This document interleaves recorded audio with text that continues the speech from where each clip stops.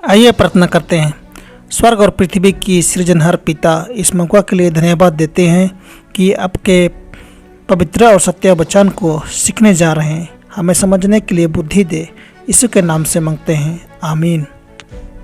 जय मसीह की दोस्तों, चाहे धन संपत्ति बढ़े तो भी उस पर मन न लगाना। दशमांश की विशेष नीति का स्थापन एक सिद्धांत के ऊपर हुआ था जो परमेश्वर की व्यवस्था के समान सुदृढ़ है। दशमांश की नीति यहूदियों के लिए एक वरदान थी, अन्यथा परमेश्वर उनको कभी यह नियम ना देता। इसी प्रकार यह उनको भी एक वरदान सिद्ध होगा जो उसका अंत के समय तक पालन करेंगे। वे कलीसियाएं जो परमेश्वर के क्रिया को संभालने में सबसे अधिक नियमशील और उदार हैं, वे ही आत्मिक रूप सबसे अधिक फलती फूलती हैं।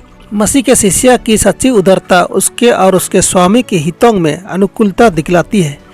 यदि धन संपत्ति वाले यह महसूस करें कि वे प्रत्येक रुपये के लिए जिसे वे खर्च करते हैं परमेश्वर के सामने जिम्मेदार हैं, तो उनकी कल्पित आवश्यकताएं बहुत कम हो जाएंगी।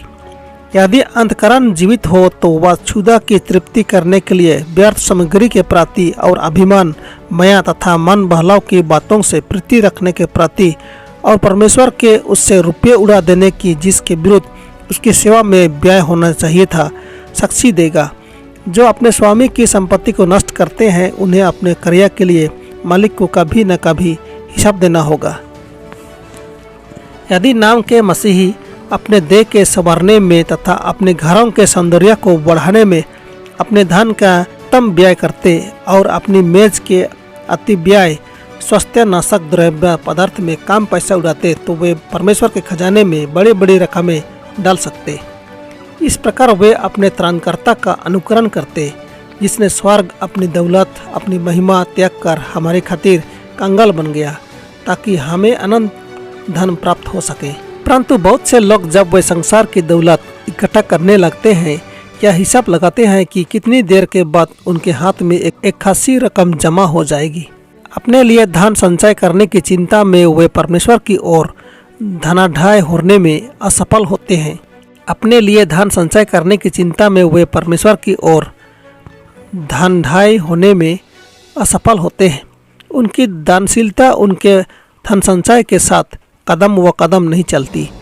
जैसे उनकी लगन धन के लिए बढ़ती जाती है, वैसे उनकी प्रीति उनके खजाने धन से घट जाती है। उनकी संपत्ति की वृद्धि धन प्राप्त करने की इच्छा को तब तक प्रोत्साहन देती है जब तक कि कुछ लोग यह ना सोचने लगे कि दशमांश देना एक कठोर तथा अनुचित कार्य है। प्रेरणा ने कहा है, चाहे धन संपत्ति बढ़े तो भी उस पर मन न लगाना। भजन संहिता 62 का 10। बहुतों ने कहा है, यदि मैं अमुक व्यक्ति की भांति धनवान होता तो मैं परमेश्वर के खजाने को अपने दानों से भर देता। मैं अपने धन से और कुछ न करता सिवाय उससे परमेश्वर के कार्य को आगे बढ़ाने में उपयोग करने के।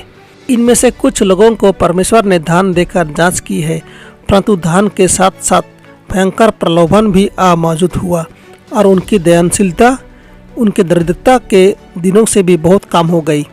अधिक धन प्राप्ति की अभिलाषा में उनके मन व हृदय डूब गए और वे मूर्ति पूजा के पाप में पड़ गए। प्रत्येक अपने स्वयं का पंच है और दान देने का अधिकार रखता है जैसा वह अपने मन में ठाने। परंतु ऐसे भी लोग हैं जो हननिया और सफीरा के पाप के दोषी हैं। वे सोचते हैं कि यदि वे दशमांश का एक भाग अपने लिए रोक लें तो भाई लोगों को कभी भी पता न लगेगा।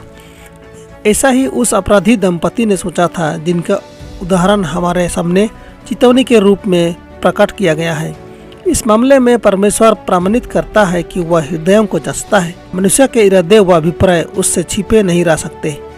उसने हर युग के मसीहों को एक सार्वकालिक चेतावनी दी है कि उस पाप से सावधान रहें जिसकी ओर मनुष्य के मन निरंतर झुक जाते हैं। जब दान के संबंध में मौखिक अथवा लिखी प्रतिज्ञा भाइयों के सामने की जाती है तो वे परमेश्वर और हमारे बीच बांधी वाचा के प्रत्यक्ष साक्षी बन जाते हैं। प्रतिज्ञा मनुष्य से नहीं किंतु परमेश्वर से की जाती है और वह पड़ोसी को दी गई एक लिखी हुंडी की। जो मनुष्य अपने बंधु से ऐसी प्रतिज्ञा बांधता है कभी उससे मुक्त होने की विनती नहीं करता। शारीरिक कृपाओं के दाता से बांधी गई वचक तो और भी महत्वपूर्ण होनी चाहिए, तो फिर क्यों मुक्त होने की चेष्टा करें। तब क्या मनुष्य अपनी प्रतिज्ञा को इसलिए हल्की समझे कि परमेश्वर से की गई है, इसलिए कि उसका प्राण न्यायाधीश के विचाराधीन नहीं लाया जाएगा, तो क्या वह पक्का नहीं है? क्या वह पुरुष जो स्वीकार करता है कि उसका यीशु मसीह के असीम बलिदान के लहू से उद्धार हुआ है परमेश्वर को लूटना, क्या उसकी प्रतिज्ञा और उसके काम स्वर्गीय न्यायालय की तराजू में नहीं तौले जाएंगे? कलीसिया अपने सदस्यों की लिखी प्रतिज्ञाओं का उत्तरदायी है। यदि वे मालूम करें कि अमुक भाई अपनी प्रतिज्ञाओं को पूरा करने में अवहेलना कर रहा है, तो वे उसके संग दयाशीलता परंतु स्पष्टता से परिश्रम करें। यदि वह ऐसी हालात के अधीन है जिससे उसको अपनी प्रतिज्ञा रखना असंभव है, इस प्रकार वे कठिनाई को सरल बनाकर स्वयं आशीर्वाद प्राप्त कर सकते हैं।